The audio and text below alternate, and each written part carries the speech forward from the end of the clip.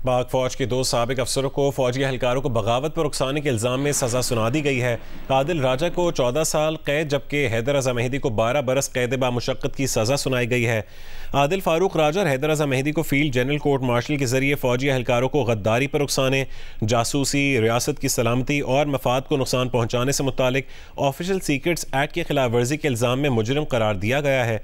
ISPR के मुताबिक दोनों रिटायर्ड अफसरान का पाकिस्तान आर्मी एक्ट के तहत फील्ड जनरल कोर्ट मार्शल किया गया। सज़ा के तहत 21 नवंबर 2023 से मेजर रिटायर्ड आदिल राजा और कैप्टन रिटायर्ड हैदर रज़ा मेहदी के रैंक जब्त कर लिए गए हैं। इसी पर बात करने के लिए हमारे साथ टेलीफोन लाइन पर मौजूद हैं ब्रिगेडियर रिटायर्ड वकार हसन साहब। वकार हसन साहब, कहिएगा किस तरह से देखते हैं आप इस अहम डेवलपमेंट को? आई थिंक इसमें जो फौज के विद इन तथहीर का जो अमल है वो अभी उस तरफ चीजें चली हैं। आपको याद होगा कि 9 मई के बाद भी जहां पे even serving chain of command में कुछ ऐसी झोल नजर आया या जहां पे आप कह लें जिम्मेदारी पूरी नहीं की गई, उसमें बड़े सीनियर अफसरान को भी पनिशमेंट्स भी मिली और उनको टेकन टू टास्क किया गया।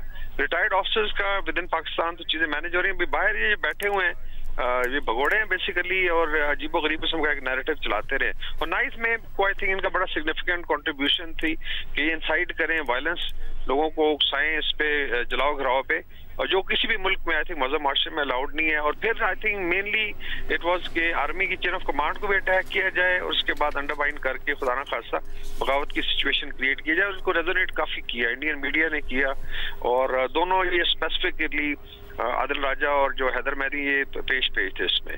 तो एक तो ये आई थिंक बड़ा फैक्टर था। फिर इनको आई एम श्योर दिया गया चांस कि आप आके डिफेंड करें, बिकॉज कोई भी स्टेट ये बर्दाश्त नहीं कर सकती कि आप बगावत के ऊपर उकसाएं। पहले आपको याद होगा जब लेट्स से सोशल मीडिया नहीं था तो फील्ड में जाके ऑन ग्राउंड लोग अगर करते थे तो फर्ज करें कोई लेके जाता है और इंसाइट करता है एक मॉब को, तो वो भी पनिशेबल है as per the law of the land. तो अभी चूंकि सोशल मीडिया एक मीडियम बन चुका है लेकिन इसको बड़ा सॉफ्टली लिया जाता है, but it can create more violence. Trump के सपोर्टर्स आपने देखे कैपिटल हिल पे कितनी पनिशमेंट्स हुई, आई थिंक 30 साल भी कैद हुई है। तो एक तो ये है। दूसरा था कि इनका नैरेटिव रेजोनेट कौन करता था। Mainly it was Indian media, उसके अंदर उनके स्पेसिफिकली 5-6 तो डेजिग्नेटेड चैनल है जिनका काम ही पाकिस्तान के अलावा, पाकिस्तान बेस्टिंग के अलावा नहीं है, लाइक रिपब्लिक टीवी है, then you have be on है।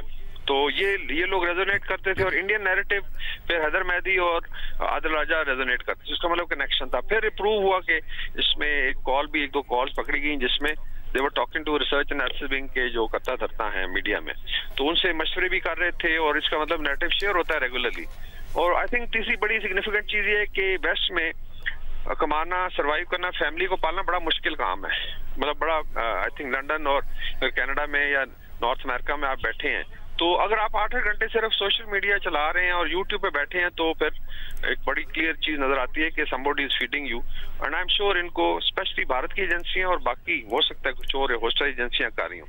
तो एक तो ये है कि डिटरेंस होगी for army and even retired people, और उसमें अभी कुछ और लोग इस नेटवर्क में शामिल हैं जो बाहर से ऑपरेट कर रहे हैं। और दूसरा ये है कि अभी वी हैव टू सी कि स्टेट अभी एग्जर्ट करके अगर एक्स्ट्राडाइट करती है इनको और ला के फिर ये एग्जीक्यूट होती है पनिशमेंट, तो फिर आई थिंक ये अमल जो है मुकम्मल होगा।